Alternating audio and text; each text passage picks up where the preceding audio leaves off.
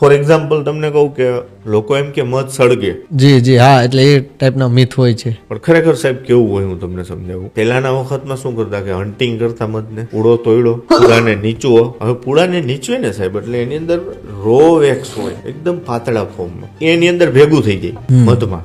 પછી મધને સળગાવે ને એટલે એકચ્યુઅલમાં મધ નો સળગતું હોય, એ ઓલું વેક્સ હોય નહીં સળગતું હોય, કારણ કે વેક્સ નો ગુણધર્મ સળગવાનો. એ જ મધને જો તમે સહેજ અમથું સૂર્યપ્રકાશમાં રાખી અને આછા કપડે ગાળી નાખો તો વેક્સ નીકળી જાય, તો એ મધ નો સળગે. હવે આ એની રિયાલિટી છે સાહેબ. પછી બીજું કહું તમને, ઘણા એમ કે મધ આમ તમે નાખો ને એટલે પાણીમાં મેઠે બેસી જાય. સાહેબ હું તમને એક મધ બતાવું, પ્યોર કેરોસીન જેવા કલરનું, કેવા મોઇસ્ચર કન્ટેન્ટ સાહેબ 18%, તમને લેબ સાથે બતાવો. અને સાહેબ ઘણા એમ કે કપડામાં નાખે એટલે આમ હેઠું, એવું નથી. એના હે ને સાહેબ ગ્લુકોઝ, ફ્રુક્ટોઝ અને ટ્રુક્ટોઝ એના રેશિયો એ કુદરતી છે સાહેબ, ઇમ્બેલેન્સ હોય. એ ક્યાં ફોર્મમાં ફ્લાવર ઉપરથી આવ્યું છે, કઈ માખીએ કર્યું છે, એવું કોઈ હકીકત કે એવું સત્ય સાયન્ટિફિકલી છે ને સાહેબ, લેબ સિવાય કોઈ પ્રૂવ ન કરી શકે. અને બાકી ખરેખર આ સત્ય છે સાહેબ.